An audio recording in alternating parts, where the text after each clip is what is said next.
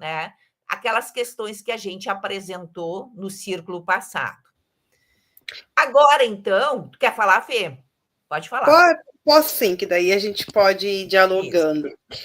Primeiro, dizer que esse é um tema muito caro para nós, né? Tanto que esse slide ele apresenta essa sequência metodológica de sistematização da pesquisa da realidade a partir daquele último círculo, como a Tere falou, com o uso das fotografias, né? Vai mostrar aqui para nós as etapas, digamos assim, que nos orientam enquanto educadores e educadoras neste processo de transformar a experiência vivida em quê? Em conhecimento pedagógico transformador. É disso que a gente está falando, né? Então, aqui a gente tem uma perspectiva, que é a educação popular freiriana, e a gente está trabalhando com essa investigação temática. Então, primeiro ali é a explicação que se dá das etapas que vêm sendo destacadas aqui para nós, é o levantamento preliminar da realidade local à pesquisa, né? Por que aqui é bem importante para a gente? Porque é a primeira etapa de contato com a realidade da comunidade, que vai incluir observação, registro fotográfico, pode incluir entrevista, pode incluir outras ferramentas, outros instrumentos, como rodas de conversa, né? E qual é o objetivo do levantamento preliminar da realidade local? É identificar as situações concretas, as memórias, né, os problemas vividos naquele território. Então, aqui é o primeiro ponto. O segundo, então, a gente vai já ter, então, apresentar a escolha de situações significativas. Então, o que nós temos aqui, né? A gente tem ali, entre parênteses, rede de falas, né? Olha que interessante, porque nós temos os participantes compartilhando que as fotos, vou trazer o exemplo como as fotos, tá? Representam para eles e elas, as suas falas são registradas literalmente, vocês lembram, né? E agrupadas em núcleos de sentido. Essa organização forma rede de falas que ajuda a identificar os temas mais relevantes. Então, aí a terceira ali, a letra C, nós temos a retirada dos temas contra temas geradores. Então, vejamos que a gente, neste momento, a partir dessa rede de fala, a gente vai selecionar os temas geradores, né? Eu vou botar aqui uma. Pense lá em Paulo Freire, os anúncios e as denúncias. Então, as denúncias, contradições, os problemas centrais daquela comunidade. E ao lado dele surge o contratema. Pensamos na palavra anúncio. Então, os horizontes de transformação, as esperanças coletivas. E aqui a gente poderia trazer, vou dar um pequeno exemplo, o trabalho invisível das mulheres. Digamos que em determinado lugar, as mulheres trabalham, né? Além de fazer o trabalho em sua casa, são mulheres que trabalham com faxinas. Então, a gente identificou em vários diálogos e através das fotografias o trabalho invisível das mulheres. O contratemas poderia ser valorização, autonomia e políticas de cuidado, por exemplo, né? Na sequência, a gente tem a elaboração de questões geradoras. São perguntas abertas que vão articular o tema e o contratema funcionando como um elo para o currículo. Então, as questões geradoras orientam a organização dos conteúdos, das atividades, né? De todo o trabalho que a gente busca desenvolver a partir da pesquisa da realidade. Então, a gente poderia ter outro exemplo, que é bem presente nas nossas realidades, né? A questão do desemprego dos jovens, o contratema, digamos assim, a construção de caminhos para o trabalho digno. E uma questão geradora poderia ser, digamos, quais oportunidades e políticas públicas precisamos para garantir o primeiro emprego aos jovens da comunidade, né? Em síntese, eu diria que nesse material aqui que estamos olhando para ele, a gente tem um convite também, porque todo o trabalho aqui, ele é um trabalho de organização, né? A gente está organizando esse caminho pedagógico. Então, conhecer a realidade a partir do levantamento, escutar e organizar as vozes dessa comunidade com a rede de falas, identificar os problemas e os horizontes, né? Tema contra tema, e formular perguntas que vão nos guiar a nossa ação pedagógica, as questões geradoras. E este processo garante que a escola, né, a escola, que é a IEJA, a política de IEJA, parta da vida concreta, promova o diálogo e articule denúncia e anúncio para construir um currículo que seja de verdade, né, transformador. Tere, contigo. Não sei se tem alguma coisa a mais para colocar. Não, eu acho que é isso. E aí a gente deixou em amarelo para dizer que até esse círculo de cultura a gente está dando conta da letra D. Hoje a gente vai trabalhar, então, com a escolha das situações significativas, com a retirada dos temas e contratemas e com a elaboração das questões geradoras. E aí, nos próximos, a gente vai trabalhar com rede temática, construção da programação, dos conteúdos, a preparação das atividades em sala de aula, porque tudo isso é um caminho metodológico, né, Fernanda? E aí, então, a gente trouxe um exemplo, e trouxe os critérios e trouxe depois exemplos para vocês de tema gerador, de rede de falas e de contratema. Então, os critérios para a seleção das falas significativas, a gente traz o Gouveia, né, o Antônio Gouveia da Silva, como uma referência para a escolha dos critérios, né? Visão de mundo. As falas precisam, então, elas precisam revelar como os sujeitos percebem e interpretam o mundo ao seu redor. Então, as falas escolhidas, tá? Elas devem trazer visões de mundo, tá?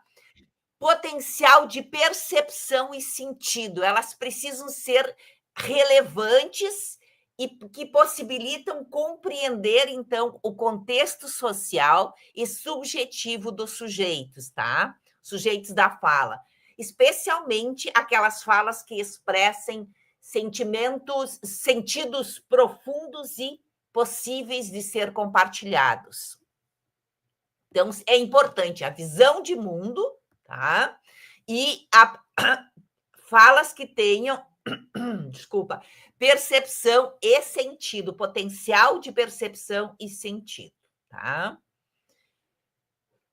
O próximo, então, são narrativas com sentido, são falas que expressem uma estrutura narrativa clara, com início, meio e fim, e que explicitem, então, a visão do sujeito sobre si e sobre o mundo, tá? Isso é importante.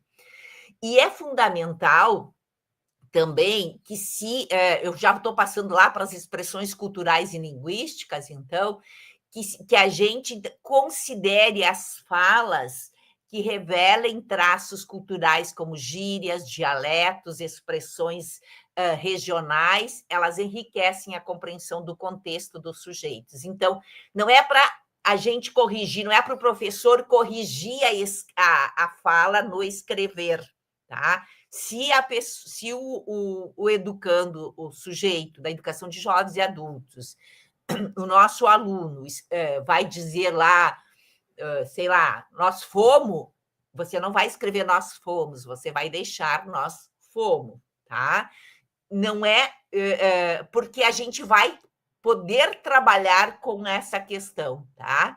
Com esses traços culturais e de expressões regionais e outras questões, tá? Porque isso ajuda também a compreender o contexto dos sujeitos.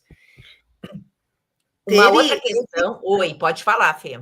Eu fiquei pensando em algo que outro dia alguém me perguntou, e às vezes pode ser a curiosidade de outras pessoas, né? Talvez seja bem importante, o Gouveia vai trazer, né? Como tu colocou, que nem toda fala vira tema, né? Por isso mesmo que a gente tem os critérios. E aqui eu acho que é legal dizer o porquê, né? algumas falas, elas são, ou até fotografias, tá? Elas são muito individuais e não vão dialogar com um problema comum, com a experiência coletiva. Outras falas podem ser apenas descritiva, mais superficial, e não tem elementos que permitam essa problematização. E ainda nós temos que ter o cuidado, né? Dizer, tem uma foto aqui, a gente começa a falar sobre a foto e a pessoa diz que não, eu trouxe essa foto porque essa foto é uma foto antiga e as pessoas estão felizes. Que é importante as pessoas estarem felizes, também revela, né, o território como um lugar de alegria. Mas foi uma fala isolada.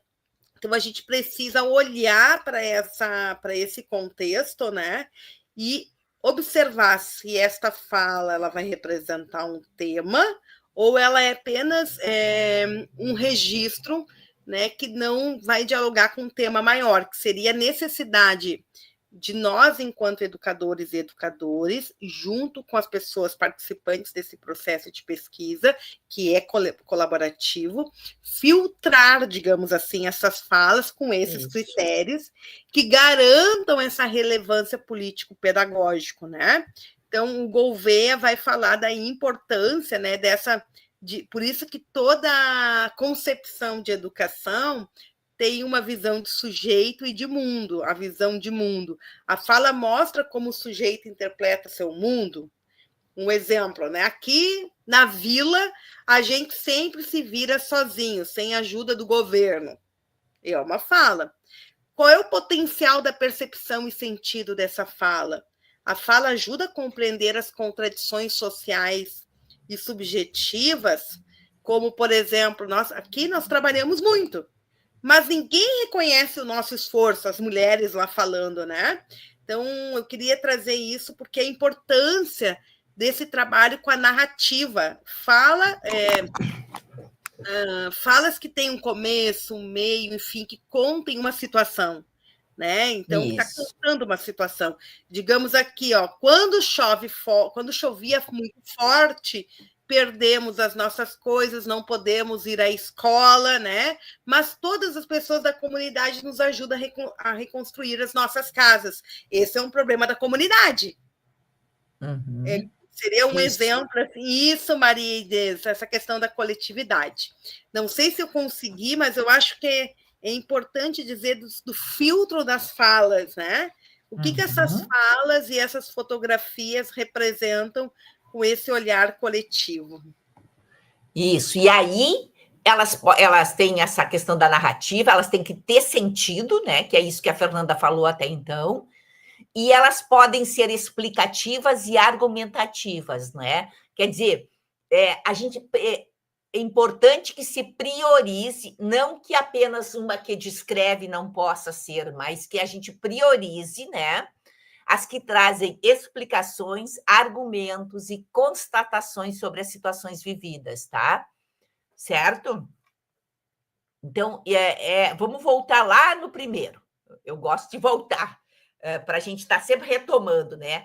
Falas que deem conta da visão de mundo, que revelem a visão de mundo dos sujeitos, que tenham um potencial de percepção e sentido, né? Que são possíveis de ser compartilháveis, que são narrativas com sentidos, que é isso que a Fernanda falou, tem um início, um meio e fim, e que explicitem, então, a visão de mundo sobre o mundo e sobre si, né? Dos sujeitos, falas explicativas, argumentativas, falas que trazem expressões culturais, linguísticas, né? Falas contemplativas e reflexivas, né? Que trazem um posicionamento crítico diante das situações vividas. Por exemplo, uma fala que explique, né, o que está vivendo e tem a posição também, né? Por exemplo, quando chove, o transporte, o ônibus do transporte não chega até o ponto de ônibus, né? O ponto de espera, porque as estradas estão emburacadas, né? Um exemplo. Então, é uma fala que está argumentando, está dizendo que não está chegando o ônibus até aquele local e está dizendo o porquê, não está só descrevendo que não chega até o local, está dizendo o porquê, né? Porque as estradas estão emburacadas. Tá? Falas observáveis e orgânicas, tá? Elas são consideradas, né, observáveis e orgânicas quando tem espontaneidade nas falas, não tem uma indução, não é algo treinado, né, para ser dito, mas são falas orgânicas, vêm, né, são originais, vêm da pessoa naturalmente, né? Então, é importante isso. Muito bem. Tiago, será que dá para aumentar um pouquinho? Tirar a gente e deixar só o slide? Isso, acho que fica melhor e a gente vai falando. Pode ser? Bom, a gente trouxe, então, 5 falas de exemplo, tá? São falas reais mesmo, que a gente escutou, né? A Fernanda e eu escutamos essas falas. E aí, eu quero que a Fê me ajude a ler, tá?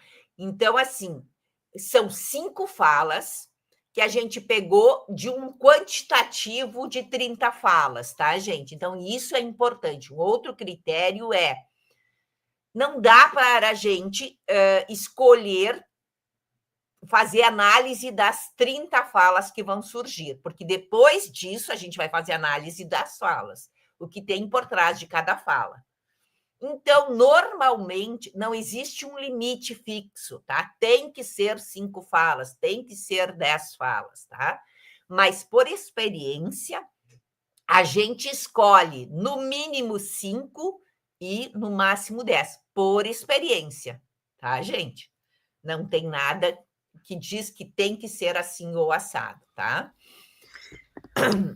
Eu posso começar, Tere, e quero te vai lá, dizer, porque eu tô Tere, com a que garganta.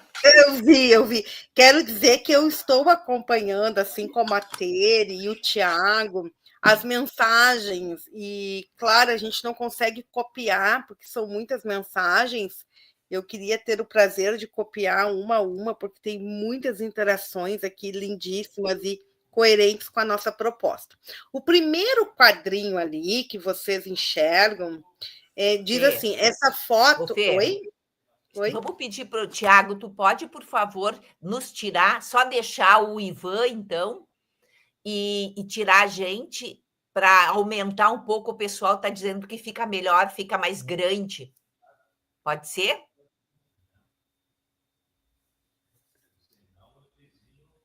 Eu suspeito não dá, porque igual não dá? não dá. Uhum. Não consegue? Tá, tranquilo. Ok. Então vamos assim. Vai lá, Fê. Vamos lá, né? Então, o primeiro quadrinho eu vou ler para vocês. Essa foto é do meu trabalho. Aqui dentro, o barulho das máquinas é mais alto do que qualquer conversa. E mesmo assim, ninguém escuta quando a gente fala. O que nós temos nessa fala? A gente tem uma denúncia e nós temos um potencial pedagógico. Eu acho que isso é importante, né? Ó, a gente tem a invisibilidade, a alienação no mundo do trabalho, a fala mostra a condição de exploração em que o trabalhador é reduzido à força produtiva, sem o direito à escuta, sem o direito à fala, né? Mas, ao mesmo tempo, a gente tem um potencial político-pedagógico. E esta fala pode gerar debate sobre os direitos trabalhistas, condições de trabalho e saúde, valorização da voz e da participação dos trabalhadores, né? Então, essa é o primeiro quadrinho. A gente poderia, eu e tu, cada uma ler um quadro, o que tu acha? Pode ser. Então, vamos lá. Esta foto que estou arrumada para a balada representa a minha superação depois de ter vivido um casamento abusivo. O que tem essa fala, gente? Ela está dizendo, né, que é uma foto em que ela está arrumada para sair, para se divertir, para o seu lazer, E ela não está só dizendo isso, né? Ela está dizendo o que representa essa foto para ela, né? Representa uma superação do quê? De algo que ela viveu antes, de um casamento abusivo. Se a gente olhar para essa fala, quanta coisa a gente pode trabalhar? Violência, né, contra a mulher, feminicídio, Lei Maria da Penha. A gente pode trabalhar a questão da mulher, né, dos preconceitos com a questão da vestimenta da mulher e tantas outras coisas que a gente já vai mostrar para vocês daqui a pouco, tá? Então, tem muita coisa que dá para trabalhar, e em todas as áreas do conhecimento, tá? Não é só em filosofia, sociologia, português, né? Inclusive em matemática, inclusive em física, inclusive em química, a gente pode trabalhar diferentes coisas, inclusive em biologia, a gente pode trabalhar diferentes questões dentro desta rede temática, desta rede de falas. Pode ir, Fê. Verdade. Então eu vou para o quadrinho do meio. Na foto, tá todo mundo dando risada na festa lá na vila. Mas só quem ajudou a erguer as barraquinhas com lona emprestado e fez vaquinha para o refri, sabe o tranco que foi. Aqui é assim, com pouco a gente faz bonito. Mas bem que podia ter mais apoio, né? Porque viver de esforço é coisa que cansa, né? Então, nós temos aqui um anúncio bem interessante, né?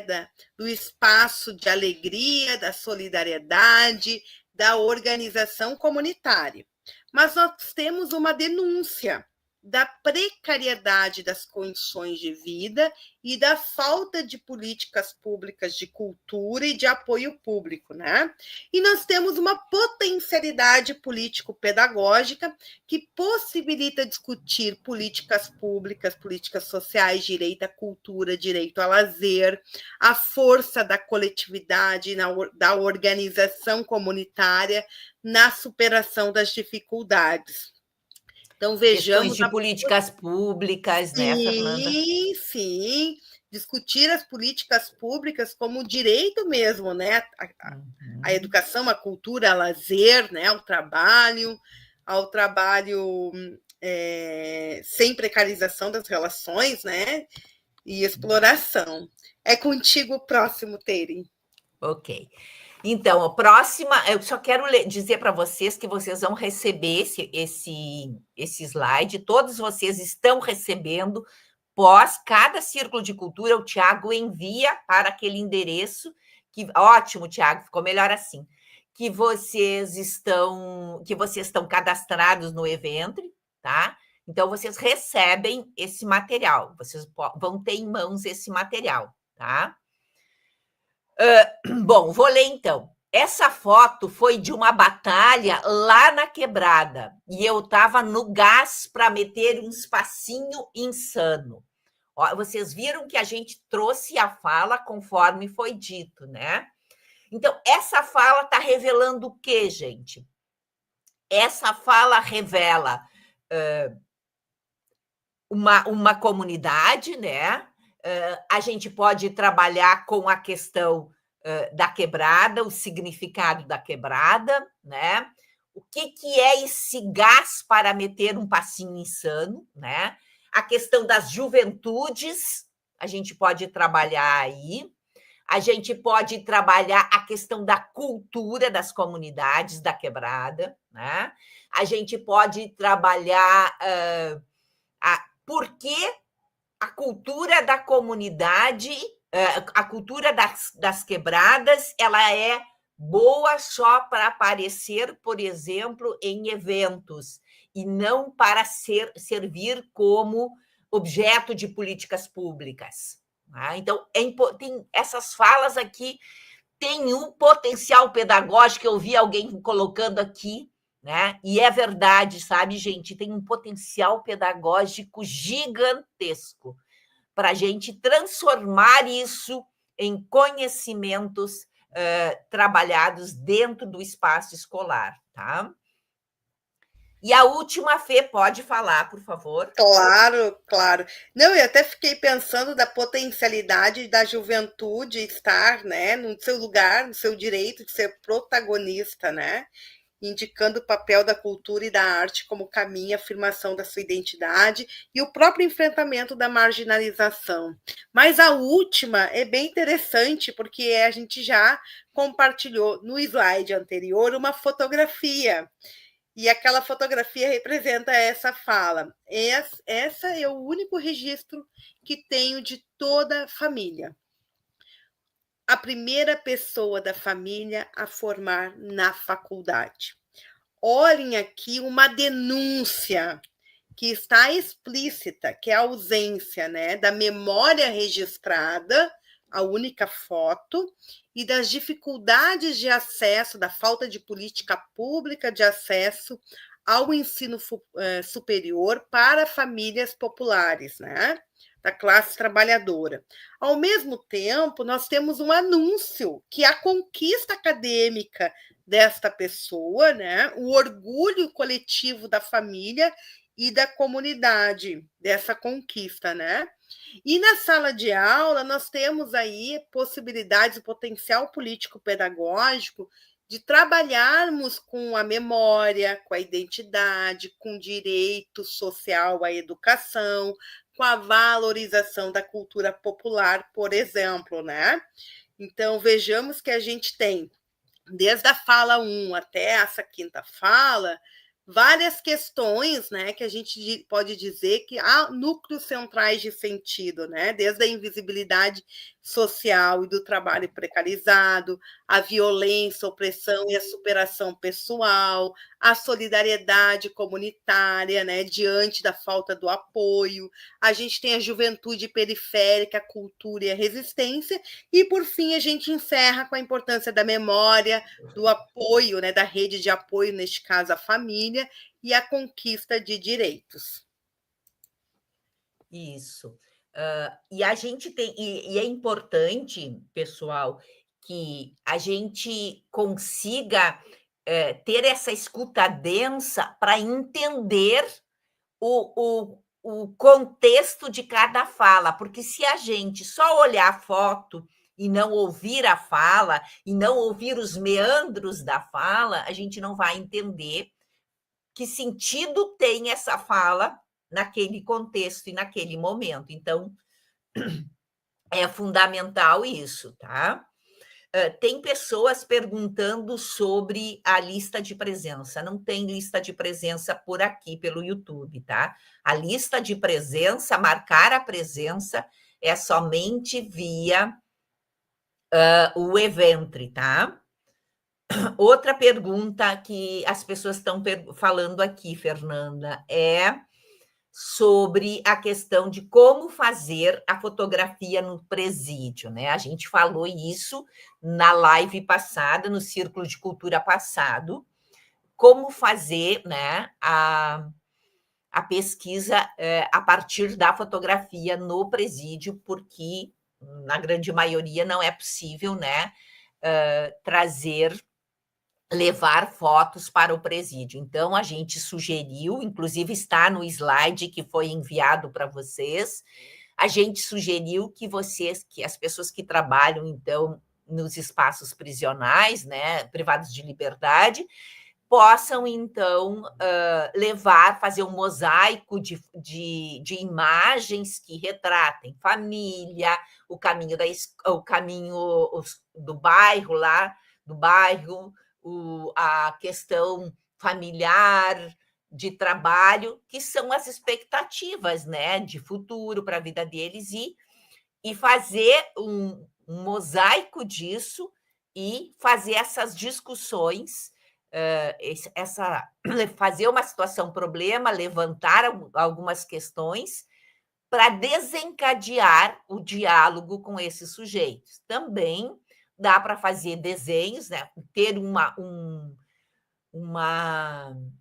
uma questão problematizadora para desencadear e os alunos poder fazer um desenho sobre, né, aquela questão que foi trazida como uma questão problematizadora para desencadear o diálogo e dessas falas que vão ser significativas, tá bom?